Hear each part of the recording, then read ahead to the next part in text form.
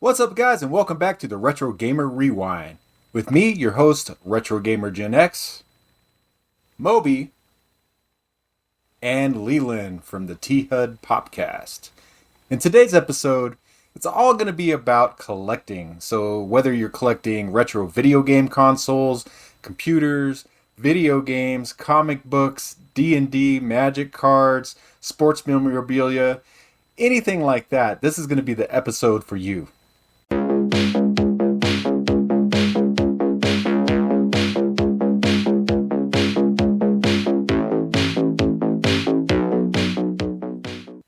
Hi, I'm Moby, and it's time for the monologue. And today I have some frustration, but I don't really know where to throw this frustration. It is collection related here, but what I want to talk about is essentially reprints or products that cause collected things to go down in value. I want to start in video games. So video games I collect both for personal reasons, but also I collect a few for financial reasons where I thought, hey, you know what? I just think that this video game is going to become worth a lot of money in the next decade or so. And so I started collecting these, and I would say I collected most of them in the early 2010s. And what I've noticed since, I would say about 2017 is some value drops. Now, I only noticed that intuitively when I would go on eBay now and then, look up games. I'd be like, it's interesting how this has dropped a bit. So I found a website which is called pricecharting.com. And I started to look up the value of my video games and where they've gone since about 2010. And I've noticed something interesting. A lot of them dipped around 2017, and then they had a further dip around late 2022. And I thought, why would that be? And so I started to look into potential reasons for this.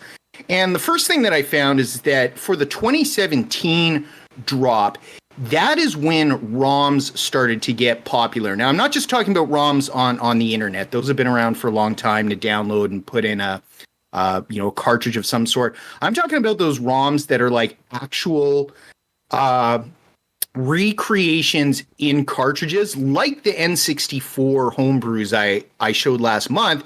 They're just taking the regular popular N64 games, popping those in a cartridge as well with a printed label, and throwing those out on Etsy or eBay or whatnot. And it's my theory that caused a price drop then. Now, when it comes to the 2022 price drop, what I noticed is there's that company you may or may not have heard of called Limited Run, which makes authorized reprints of video games.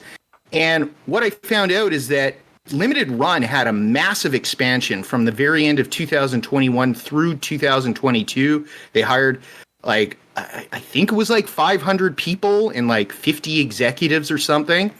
And so Limited Run brought back the ability to get like actual authentic reprints of these games as well. And so the price tanked again. Like I said, my frustration with this is there's no really place to go with it. Like they're not, the ROMs are dubious. I don't want to get into a conversation about ROMs being illegal and should we preserve video games. The simple fact is I believe it caused a price drop. With Limited Run, that shit is all authorized. So there's nothing I can do about that. But as a collector, it's a bit frustrating. As Leland knows, because we played together with some friends, one of the N64 games of value that I invested in was Worms Armageddon for N64. It is rare for N64, and I have a very good copy, authentic copy, very good label, no like scratching or anything like that. At some point, or at a point, that was worth approximately $400 Canadian. So closer to about 320 US.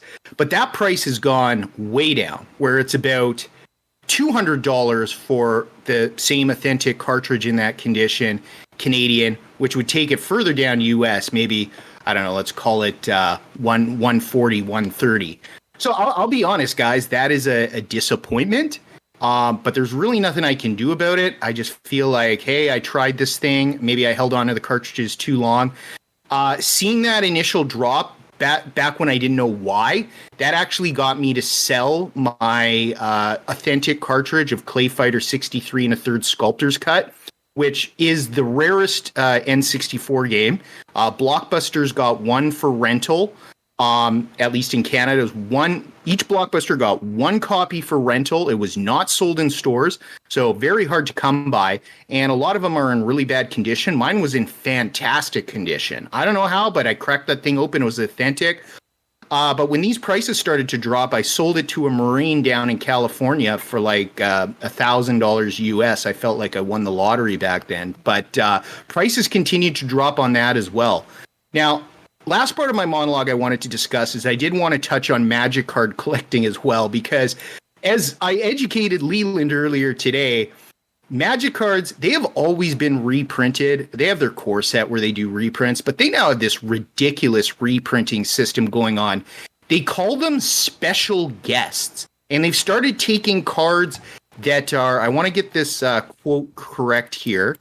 They've started taking cards that are considered highly desirable, and they're just randomly reprinting these cards with a rarity of 1 per 64 boosters approximately, that are just random guest cards of value being thrown into every new set, basically. And yes, they're rare, but those cards used to be so rare that they would be several hundred, like $500, $1,000. Some of these cards, like Mana Crypt. Mana Crypt is a card I've got open in my computer background right now. That thing cratered by 60% in value when the special guest cards started being released. And look, Magic is probably more collectible than video games. I don't know.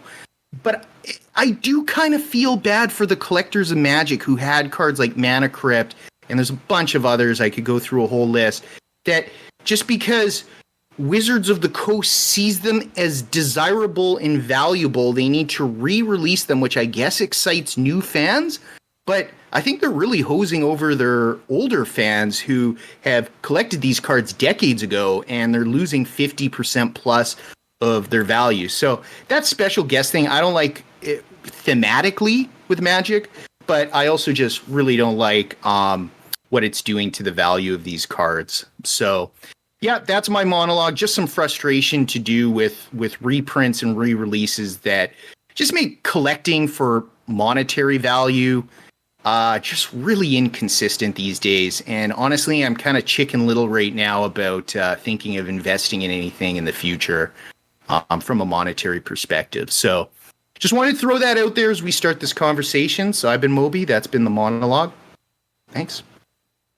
I can only sit here and laugh at you. It seems just ridiculous to me that you're. I mean, I get when you say I have nowhere to put these frustrations, because I mean it is what it is. Shit happens. You are taking the secondary market on these items, a market that, I mean, I guess exists because the items exist, but has no bearing on the original conception of these products or the creation of these products, or in Magic the Gathering's case, the main game, the point of playing the game and entering tournaments and playing, at your kitchen table, whatever rules or, standard or commander or whatever you play with at home or at your local, card shop. Like, Wizards of the Coast isn't beholden to the secondary market. That shouldn't influence how they print, how they design. It should not, in my opinion, because I believe that hurts the game. And if you are taking a secondary market of any type of collectible and holding on to them for decades and decades and decades, expecting them to only go up in value, what investment for anything, anywhere, actually works like that? You recognize that with your cartridges, well, maybe you just held on to them for too long. And obviously that, hindsight being what it is, that was the case. Had you sold before they plummeted and before these reprints that you admittedly had no clue or any control over, that's just the volatile nature of it, I suppose. So I understand why you're frustrated, and I would be too, of course. But like you said, with nowhere to vent it and no real cause or action that you can take other than, trying to have your finger on the pulse of these markets more than you already do, what are you going to do? It's just, I don't know, man. I just have to laugh. I have to chuckle, I guess. I don't like bait and switches. Like I know Leland, for example, you play a Star Citizen, that incomplete game that's earned over $750 million. Well, I don't know if you remember, because I don't think you were in on it that early, but I was part of the original Kickstarter back in 2012. They were selling packages with unlimited, like, lifetime insurance on your ships. And they said, oh, that's only for the original backers. Sure enough, they make tons of money. Their Kickstarter closes. What do? They start offering unlimited, like, insurance if you paid after the Kickstarter. But they got such a backlash that they backtracked off that. They're like, oh, no, we didn't know it would be such a big deal. It's like, yeah, sure you didn't. But now, Leland, I'm sure you know. Now you want to rebut. Now they just offer insurance. It's like 5 years unlimited or something ridiculous. 2 years. It's just almost the same thing. But you may rebut. I'm fully on board. Bait and switch tactics are bullshit. All that those boil down to is just scummy marketing. With Star Citizen, I mean, even now, nobody knows what that lifetime insurance actually is what it means and what it will look like in the finished game. But yeah, you can get games with LTI. They call them LTI tokens, lifetime insurance, or like you say, 6 months of insurance after full release, a year, whatever. It's just, I don't get what any of it means. Nobody knows what anybody of it means. But back to Magic, I feel like Wizards, to some extent, I mean, they're cognizant of what the secondary market is. They understand the cards that are most popular, and they can see and do their own research. They have the resources to do so, to figure out who is playing which cards most frequently and in what types of decks. With the Commander decks that they put out, anybody that plays Magic at all or follows any little bit of MTG knows that Commander is the flagship rule set and game of Magic the Gathering now. Like, it's the most popular format by far. And recently there was a bunch of bans, an updated ban list for the Commander format, which made a lot of people angry, resulted in verifiable death threats for those that made the decision on the ban list. And that group has since been dissolved, and now it's been fully put into Wizards of the Coast hands, as it was community driven before. So what that is going to do for the format, and maybe these reprints and maybe design factors, who knows how far reaching it might be. But like, there's no way Wizards would reprint Black Lotus, right? So there has to be some threshold, right, that they have in mind when they're assessing these reprints. And now the common thing is, when you're looking at people breaking down Commander products specifically, a huge factor when they're reviewing or analyzing one of these pre-built Commander deck products is the reprint value and the value of the deck itself. And are you getting more money buying for your $60 retail and is the deck worth more than what you're putting up front for MSRP, right? So that's like a huge factor. And every channel talking about products and reviewing products speaks to that. I don't know where there is no common ground. Like, you're either going to be hit by the reprints or you're not going to, because you're not investing in these cards. But yeah, if somebody sunk $50,000 in multiple copies of Mana Crypt and have now lost, and now those copies are only worth 15,000, like, I'm sorry, but you're a fucking moron. Like, you are a complete idiot. You are as moronic as the Stooges that bought the Haktua coin and got completely scammed out from under them in the first hour of its release. So that's on you, buddy. That's on you. Maybe consult some other investment group that can help you and maybe diversify your portfolio out of Mana Crypt. What is crazy with, like, retro game collecting is, I remember, like, a decade ago, before it really became, I mean, it was just starting to gain traction. People were, like, buying Ataris and Nintendos and stuff like that, and posting videos on the new YouTube back then. You know, it was a different thing. And it's just kind of crazy to think how cheap stuff was back then. I remember, like really expensive video game consoles like the Vectrex. Like, nowadays, you can't find one for like $400 or $500. Well, that's somewhat expensive to me. But like the Neo Geo's another one, like $800 for one of those nowadays. Where back in the day, you could find those like anywhere. Like I remember seeing a Neo Geo at Goodwill for like $40 back in, I think it was like 2001, 2002. And it was just like, should I get it? Nah, where are you going to find games for it, you know? And then this retro gaming thing started coming about, you know, because people were getting kind of sick and tired of playing the old games and or the new games that were coming out, and they liked the old games that they were playing back in the day. And so that's kind of where the whole retro gaming thing took off. And then since then, you know, the prices were kind of stable at first, and then it was like maybe about 5 years ago, right about COVID time, I guess, when people were, you know, sitting at home and not doing much, man, prices just took off. It was just insane.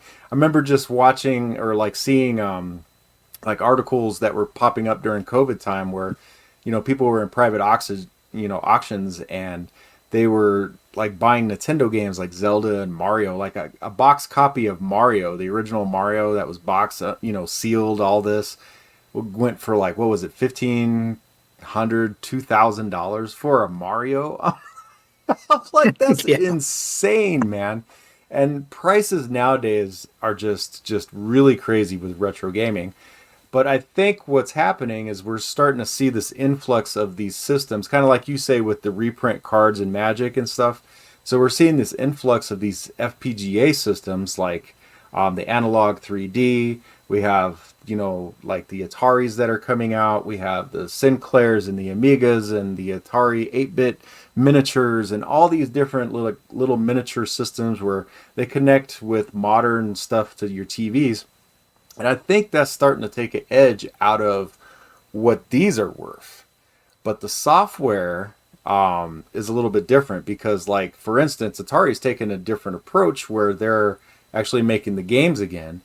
And it's kind of funny because that has actually increased the value of the games. You would think it would decrease the value of the games, but it has increased the value of the old games. So I think that's because they released these systems and more people have them because they can go to the store and just buy an Atari now and be able to go to like an old video game store or a flea market and buy, you know, I don't know what they're selling them for. I remember you could literally get Atari games for nothing at a flea market. Like literally nothing. Like you could go in, $10 would get you 100 Atari games.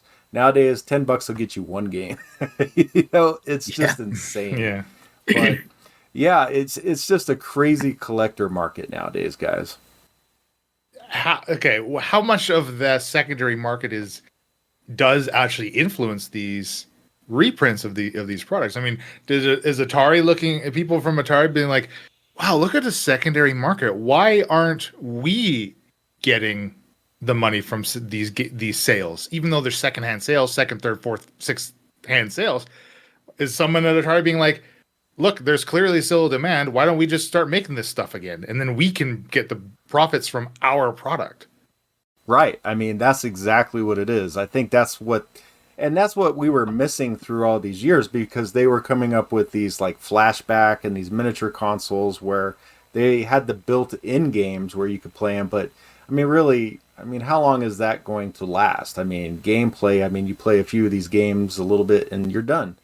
But if you buy like the Atari system or the Analog 3D or an Analog Pocket, you can actually use the old games inside of them. And there's just a whole library of thousands of different games you can use. And I believe now, I could be wrong, but the Ataris, actually you can put a flash cart and use those too. So you can use like your Harmony cart or like the Backbit flash cart to be able to play your games on that. So that's kind of cool too, because you have a whole library of games on one cartridge. So I just think it's kind of cool how Atari has really tossed up things in the retro gaming market because they thought about this. They were like, well, there is still a market out there. Let's go ahead and see what we can make off of it. And the people that own Atari now actually bought up a lot of different entities because Atari was spread out all over, kind of like how Commodore is now and everything. They were spread out all over. And then what they did is just buy up things left and right. And eventually Atari has become one again. I mean, even Atari Age, the website that had been around for 20 some odd years, they actually bought the rights to that. So they own Atari Age. I mean, that's kind of cool. It's like Atari owns Atari Age now. So, And I think that, and with being able to work with all the home brewers as well, like Bentley Bear's game, that's definitely something that was a homebrew that was brought up and being sold now and even packed in with the game, I believe. And I mean, that's just really cool that Atari's doing that kind of thing. And it just brings the whole collector thing back into the mix. I mean, who else is going to see Atari doing this and go, oh, maybe we should do that? Sega? Maybe Sega. That would be great. Sega actually is exact kind of company you would assume to do that. Like, think about it. They've been out of the console market basically since Dreamcast, but they've been chilling around, you know, working a lot with Nintendo and some other companies as well. You would assume it's not too tough for them to consider putting out an old Master System or Genesis. Well, not an old one, but, you know, remake it. And, they could get back in the game in that kind of runabout way. I mean, what's crazy for me to think about during this discussion about collecting value is what you touched on, RGX. Like, the price had cratered on a lot of these old console games. And people were thinking like what you were thinking, like, okay, well, these games don't have much value because where am I going to get the system to play it, right? You know, it's out of print, whatever, new stuff is out. But we just really seen this huge change where because the consoles are there, I hate to use that cliche from one of my favorite movies, Field of Dreams, if you build it, they will come, meaning they will come to those flea markets and video game stores. One last tiny thing I want to touch on from my end regarding video game retro collection. It's a tenuous link I'm making here, and it very well may not occur. But Gen Z in particular, I've seen several articles that have come across my feed. They don't actually really want to do the Amazon eBay purchasing thing, which connects to some discussions we've had here in the past about that Gen Z wanting things that are physical, that they can own, that they can touch. And part of that, what I was reading, is they like malls. They want to go back to actual shopping malls and shop in physical locations. Well, would not every mall right now do well with at least one retro video game store in it? Just an idea out there, you know? I didn't go to marketing school for no reason. And I'm thinking, when I read those, I was like, you know, a retro video game shop in Leland knows our local malls. I think they would do brisk business right now. It doesn't need to be a huge store. You stock it with some Atari, N64, Genesis, I think you're making hay. Oh yeah, I mean that would make a killing. Like I said, my son is Gen Z, and he loves everything physical media. Like I said, the kid has a camcorder with, you know, the little miniature 8mm VHS cassette thing. I mean, he just loves that type of thing. So yeah, that would definitely make it. And what that's going to do is bring us to the second segment of our show here, guys. So what we're going to do now is we're going to go ahead and discuss our collections. But first, it's time for the obligatory call to action. Please hit that subscribe button. Leland see number, Leland like bigger number. And don't forget to ding our dong. All right, guys, so we're coming to the second segment of the show here where we kind of go over our collections. Now, everybody knows that I collect these video game systems. So basically, let's go ahead and take a look at a little quick tour of my room. Amiga section. And then you come over here to where my actual computer is, and I have the C64 Maxi sitting on my desk. That is probably the one. It's not really a retro gaming computer because it's not a real retro computer, but it's one of those remakes that we were talking about, but something that I use almost on a daily basis to just do stuff on. Then we come over here to the back shelf, and I have the Atari section with basically every Atari except for the Lynx. And then the Nintendo section, Sega section, PlayStation section, handheld section, and oh yeah, the little Xbox section down there at the bottom. And then over here we have all the little handheld games, including the really bad Virtual Boy. Oh, that system. And then some of the tabletops and other things. Just some really cool systems here. But I think you guys kind of already know about these systems. But what you guys don't know about is what other things I collect. So there's definitely some of the things that I do collect here. Probably the biggest thing that I collect other than retro video games, systems, and computers are these little comic books. So I do comic book collections. This is the Predator collection here. I got basically the whole set, which is really cool. Definitely a really cool set of comic books by Dark Horse Comics. And they are in just great shape, guys. Also, the Grail. This is my Grail right here. This is my Holy Grail. I've got Transformers #1, first edition, first print, right here. This thing is worth a ton of money. And Moby and Leland were talking before the show. They're like, man, you need to get that graded. I haven't got any of this stuff graded. Yes, you do. Yeah. Graded in a hard plastic case. Right? The whole works. But this thing is in very excellent shape, guys. It doesn't have no wrinkles, doesn't have no rips, doesn't nothing. I mean, it's just like perfect. It's been opened maybe a few times. As compared to like some other comic books I have from when I was a kid that I still keep that are in really shitty shape. So, but here's one you guys will probably dig as well. This is my electronics. So this is from when I was a kid. I remember getting this. It came with a whole set, but I've lost all the rest of them. But this is the electronics one from Radio Shack there. As it says, a division of Tandy Computer is kind of cool. But yeah, I definitely have always been into electronics ever since I was a kid. Computers, video games, all that kind of stuff. So this kind of shows you, this was the very beginnings of it right here, guys. So definitely part of my collection. Now this thing ain't worth very much. I think it was like $50 or something when I looked it up. But definitely it's valuable to me. It's priceless. But yeah, guys, now the other thing that I collect, let's go ahead and take a look. We'll step into the other room here.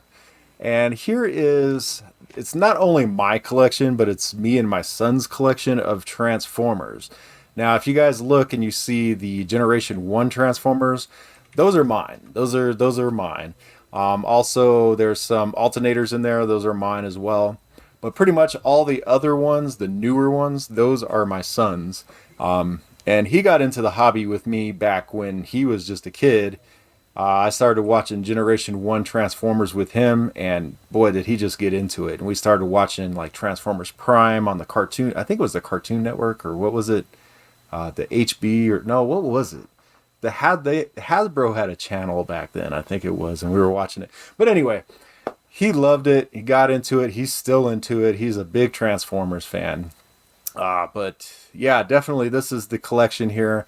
So we do have some pricey, good old Generation 1s, but really cool stuff here, guys. But that's about what I collect. I do have some Magic cards as well. I should have brought those out, dang it, but I didn't. I've got some other little things here and there. Another thing that I like collecting, guys, is that I've always liked tinkering with my hands, and I've collected a lot of tools. But I'm not going to show that, but I do have a huge tool collection in my garage. I do a lot of car work on the side, and so a lot of my money goes into my tools as well. So but I'm sure a lot of guys out there relate with that. But yeah, that's my collection, guys. What do you guys got? So the first thing I want to discuss, I'm going to split mine into two sections here because they're kind of different. I want to discuss my art. You can actually kind of see it sort of dimly in the background, a few of it. The first thing I want to discuss, and don't take this the wrong way, the least personally meaningful. Like I didn't want like some standard picture of like a spruce tree on my wall. You know, I wanted art that represented my personality. For whatever reason, I have a compulsion that in my living room, in my apartment, in my space, I want to throw my own personality out on the wall. So you're going to see a lot of that today. So most of what I've got for art are what are called displays. Now, they've started advertising on YouTube on a few channels I've seen, but years ago when I bought these, they're quite old. Displayed, I really stumbled on their website. They weren't that big back then. So what displays are, they're kind of like a metal picture, basically. They don't go in a frame. They come with a way that you can kind of just stick them to the wall. They come with these pads. They're hit and miss, I'll be honest. I've had a couple that the colors are so dark. Actually, there's one of a World War II bomber over there that is so dark. It's really hard to see unless I open the blinds during a sunny day. But there's also Marty McFly up there, and I'm a moderate Back to the Future fan, but Marty is always made to seem like he is, this like comical kid. Yeah, I got to play my guitar. Yeah, I got to rush here and I got to rush there. It's a very serious picture of him, which I like. It's like he's got the weight of his world on his shoulders. I don't think it's actually a scene from the any of the movies itself, but I just really like how it's portrayed. And the Fox family actually has a crossover in real life with myself. My dad actually was just an amateur actor in high school, and he acted several times with Michael J. Fox's brother. He'd go over to the household. Michael met him a few times, shook his hand. Michael was usually, filming something, so he didn't actually do anything with him. But there's definitely a crossover because, of course, Michael J. Fox is local to the area where Leland and I are. A few other just random disc plates that are, just for fun. I got a Zelda one. I've got one of Pierce Brosnan and James Bond, with some fancy neon colors.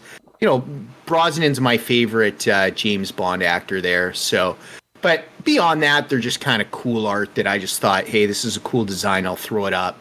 Other thing I've got is masks. I really want to get into mask collecting more even, but the masks I want are typically a few $100s each. I started with this stone mask that my mom actually co-runs a charity. She's retired now, and that was on a silent auction at their first ever dinner gala. So that's how I started. I wanted to collect a mask, and here was a mask, so I just put a bit of, I think I bought it for $250 at the time. That'd be closer to $400 now. It's pretty old, but I really wanted it. And then I've got a couple, the other masks are even cooler. I've got a Mexican Day of the Dead mask, and I've got a tribal mask from Africa that comes from Ghana. Now, the thing about those two masks, I found this program from National Geographic that connects you with the story behind the mask, and it also authenticates that it's fair trade and most of the money is going to the actual artisans that create the masks. In the case of the Day of the Dead mask, it's made by a single mother of 3 kids down in Mexico, and she supports all her kids and puts them through college, or did put them through college, by making those Day of the Dead masks. Similarly, the guy from Ghana, it's a young guy. He was 23 years old at the time. Like, National Geographic gives you pictures of these artisans and everything. He's got one of those almost stereotypical tiny villages with like 10 grass huts. And this guy makes those masks and sells them. And through that, he's like put a well in his village. Nobody starves or lives in poverty just by his mask making. And I thought that was really cool. The last mask actually comes from Leland and I. This is a joke. Our dearly departed third co-host on our podcast, shameless plug, ttpopcast.com, the T-HUD podcast. But we call him Ghost Marty. He's still physically alive. He just is not part of the show anymore. He's only mentally dead. Yes, he's only mentally dead. He's just dead inside a little bit. It's a really cool story. So he knew I collected masks. He knew I didn't have a gas mask or like a military mask. I really wanted a gas mask, but I don't think I ever told him. And his mother-in-law likes to do these little local auctions where she sells stuff. And the mask was actually, it's got a broken clip on it or something. It wouldn't sell. And so Ghost Marty's like, wait, I know Moby. Moby would love this mask, I think. So he offered that thing to me. I'm like, well, how much? Like, do you want like 150 for it? He's like, no, free. It's got a broken clip. I'm like, are you kidding me? Of course I'll take that thing. So that one's really recent. It's only about a month old. It's been on the wall there. But I call him Ghastly after the Pokemon character because the mask got these like big eyes and big mouth with the rebreather, the filter there. Yeah, so that's the first section of collecting I wanted to mention. Love my masks. Displays are cool. And I'll throw it over to Leland. I mean, everybody needs a mask guy, right? That's what I always say, at least. I collect so many things. So I was like thinking like, man, what do I really want to showcase here? I mean, I have my whole apartment is plastered in artwork as well. A lot of it's video game related.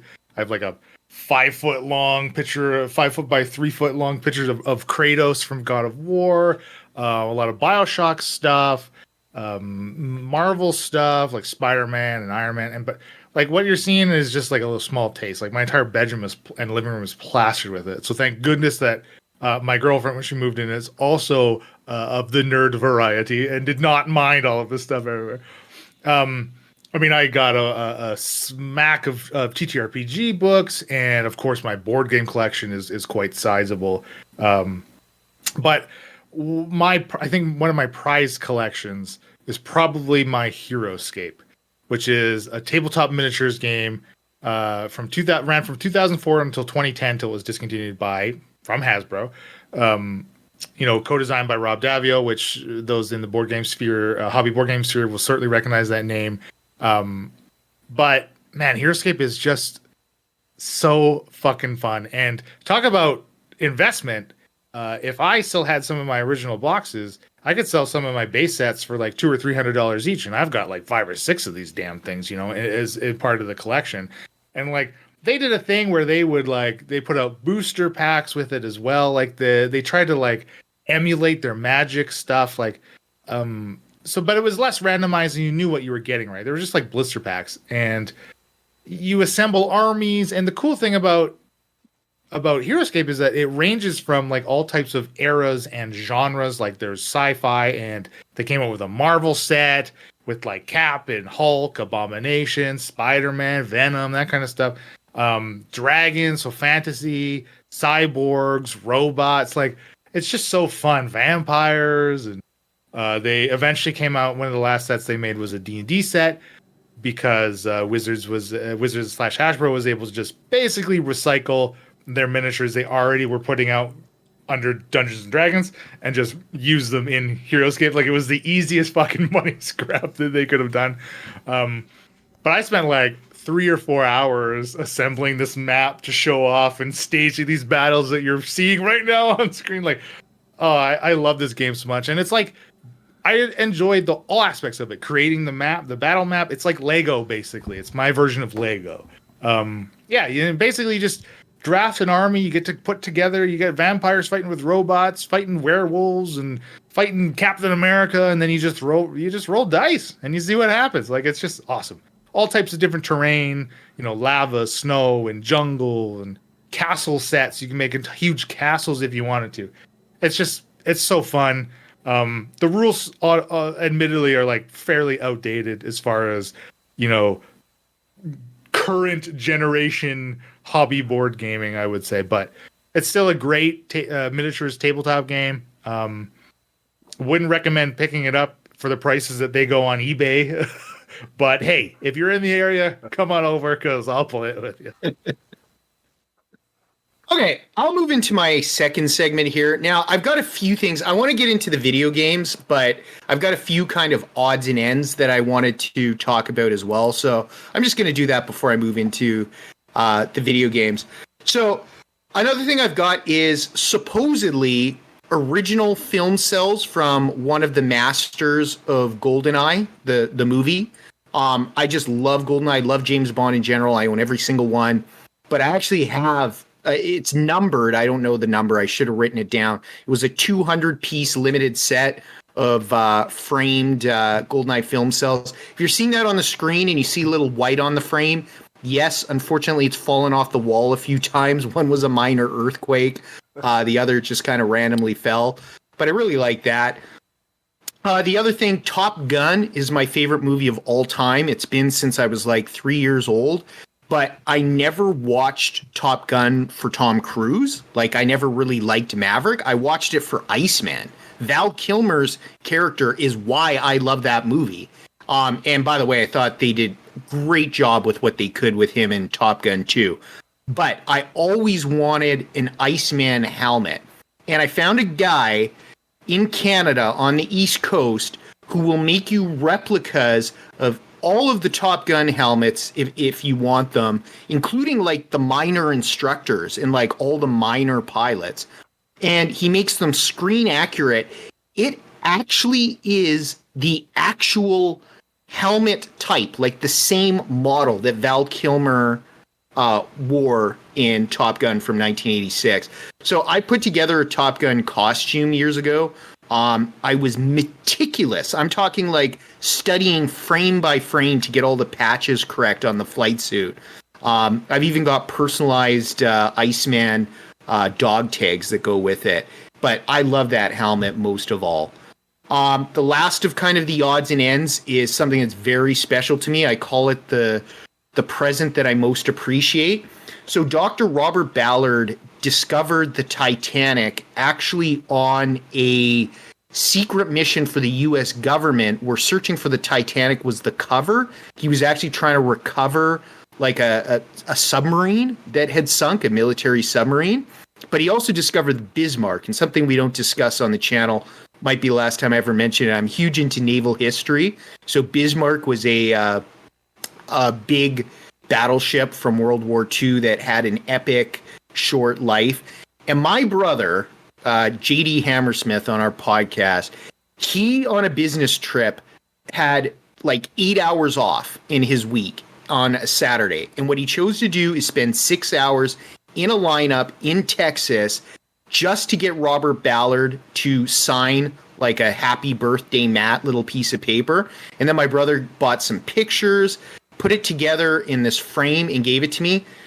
He still to this day doesn't know how much it means to me. I try to tell him, but he's much less emotional than I am. So I'm like, you have to understand, this is like the most meaningful thing that you stood for 6 hours to get that piece of paper signed for me and put it in this collage. He's like, yeah, whatever, bro. You know, it's cool, man.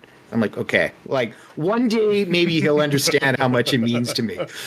But yeah, Leland knows my brother. But I'll get onto the video games. The video games, I want to go through 3. I've collected other video games mostly for financial reasons, or I just like playing them. But so I've got Silent Hill Shattered Memories, still factory sealed. That was the first factory sealed video game I ever collected. And it was because I love Shattered Memories so much. It's like my second favorite video game of all time.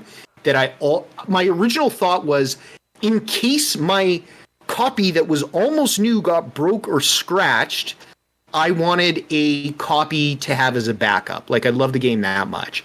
And so it is meaningful. It's prominent on my shelf there. What's also interesting is Gunboat and Turok. So they're meaningful because when I was like 9 years old, I got Gunboat for TurboGrafx 16 for my birthday. And me and one of my best friends at the time started playing it.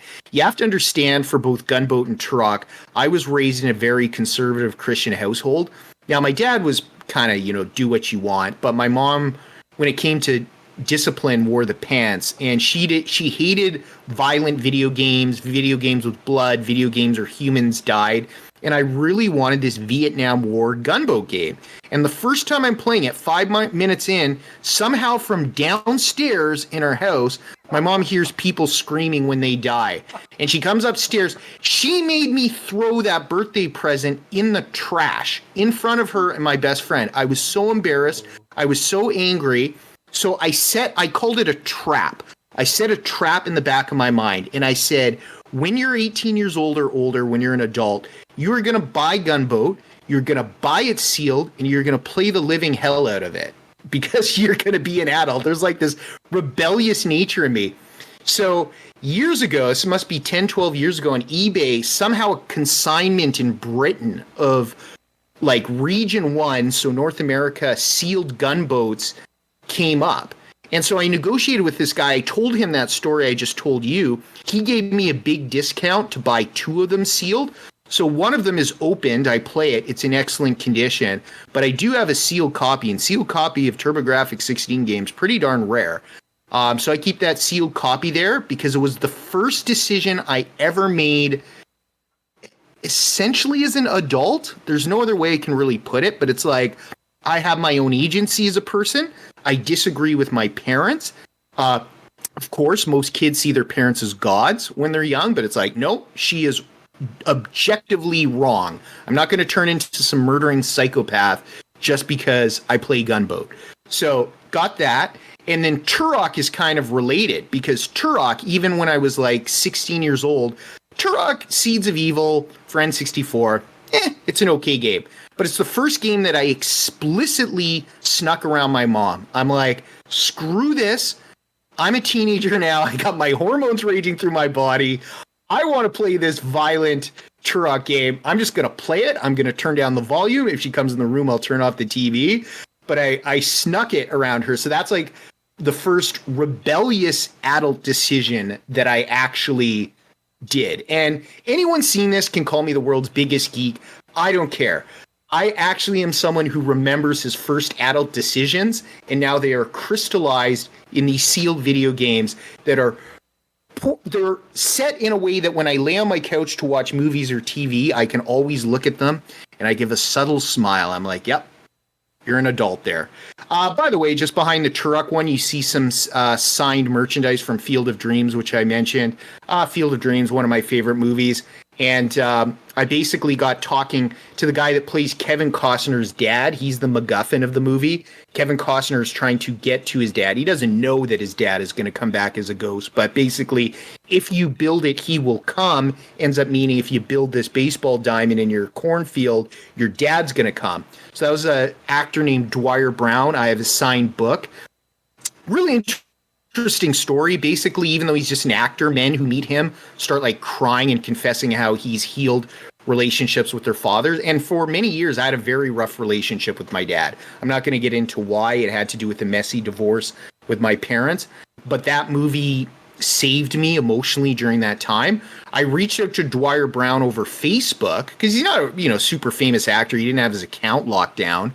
And I said, hey, can I send you a DVD to sign? He said, you don't need to send me a DVD. He said, if you give me $20, I will buy a DVD and I'll ship it to you and I'll sign it and I'll include a signed baseball card that I bring when I go to minor league baseball games and do signings. And I was like, oh man, you're the best guy ever. So I put that in acrylic. Love that. It's personalized to me. It says, is this heaven? Is this Iowa? And it says, hey, Matt. So I just love it to death. Yeah, so I think from my end, that about covers it for the most meaningful memorabilia. All right, guys, so that's basically all the collections that we have. I mean, it's really cool that we all collect this kind of stuff. We'd love to hear what you guys collect as well. So go ahead and put down in the comments down below what you guys collect and let us know, whether it's video games, whether it's consoles, whether it's computers, because I know this is the Retro Gaming channel, which we're going to get to in a minute here. Also, if you guys collect comic books, magic cards, anything like that, let us know down below. We'd love to hear what you guys collect. Hey guys, so exciting announcement here. As we've been alluding to for a few months, the show is moving to its own channel. In fact, that channel's already been set up. We are going to call it, drumroll please, the Zennial Rewind, because Gen X, millennials together, and it's still an homage to the show that you're watching right now, our brief history, which we want to carry over. So, even though there's no content yet until next month, there is a link below in the comment section. We'd appreciate if you clicked it, signed up, so you're all ready to go next month. Also link up there as well.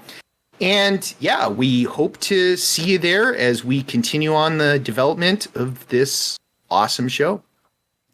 And look, you're here because you already like RGX.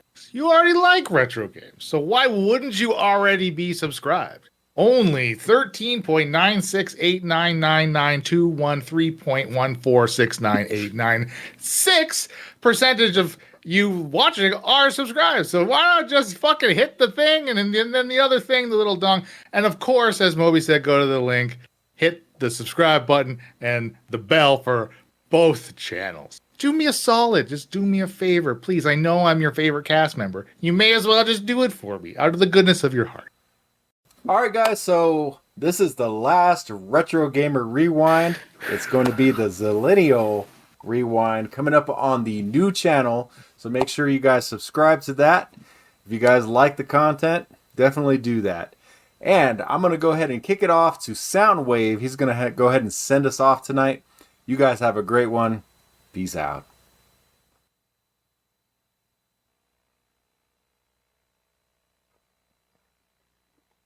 Thanks, RDX. I just wanted to thank all the viewers of the show.